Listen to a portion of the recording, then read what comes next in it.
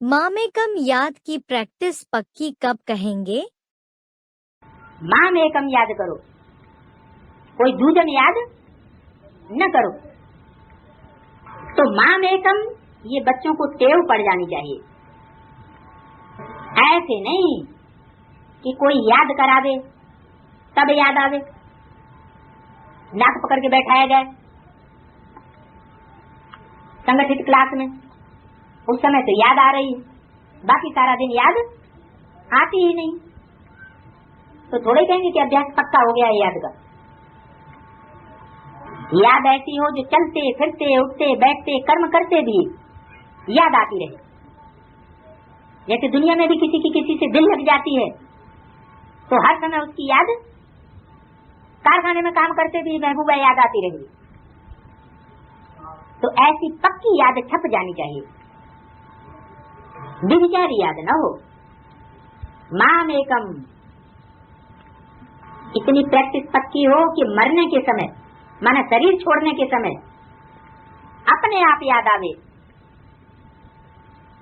कोई शरीर छोड़ने का टाइम फिक्स होगा क्या कि जिस समय हाथ पांव बांध करके क्लास में बैठेंगे उसी समय शरीर छूटेगा? ऐसा तो कुछ निश्चित है नहीं। विनाश का समय आने वाला है, भगदड़ की जिंदगी होगी, तो उस समय जिनका अभ्यास पक्का होगा एक से प्रीति जोड़ने का, एक को याद करने का, वो तो उस अवस्था में अपना शरीर छोड़ेंगे और फिर 9 लाख की स्टेज में 9 लाख सितारों की संख्या में आ जाएंगे। परमात्मा बाप से डायरेक्ट वर्षा लेने वाले, सन्मुख वर्षा लेने वाले बन जाएंगे। और नहीं तो साबित हो जाएगा कि इन्होंने मामेकम याद नहीं किया, एक से प्रीति नहीं जोड़ी, जरूर कोई न कोई दूजन भी याद आता रहा। तो शरीर छोड़ने के समय आते ही याद आवे, बिगड़ किसकी मदद के। अगर किसी की मदद से याद आती है तो मामेकम ये याद पक्की कही जाए, अब बेचारी याद कही जाए, क्योंकि जो याद दिलाने का निमित्त बनेगा वो भी याद आ जाएगा।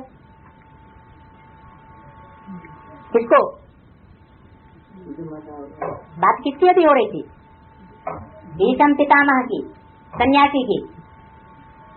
उनको अपने आप याद आया, उनको स्मृति किसके द्वारा दिलवाई गई? कब मरे?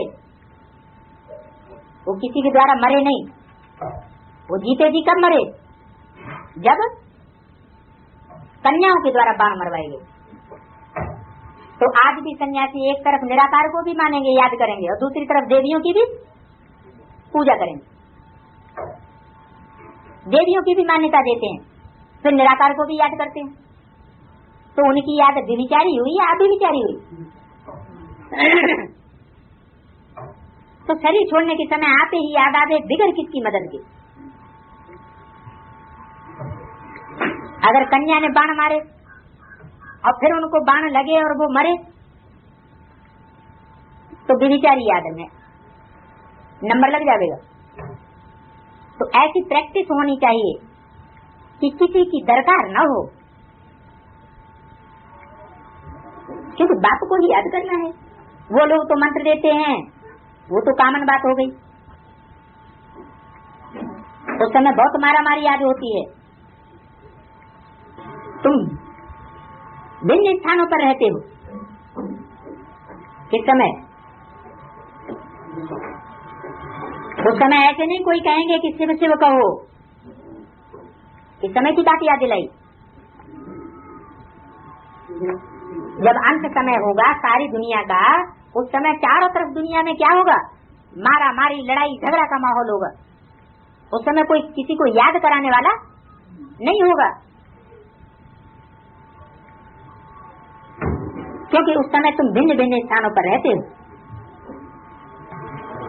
उस समय पूरी याद चाहिए, लब चाहिए, तभी नंबर 1 पद प्राप्त कर सकेंगे।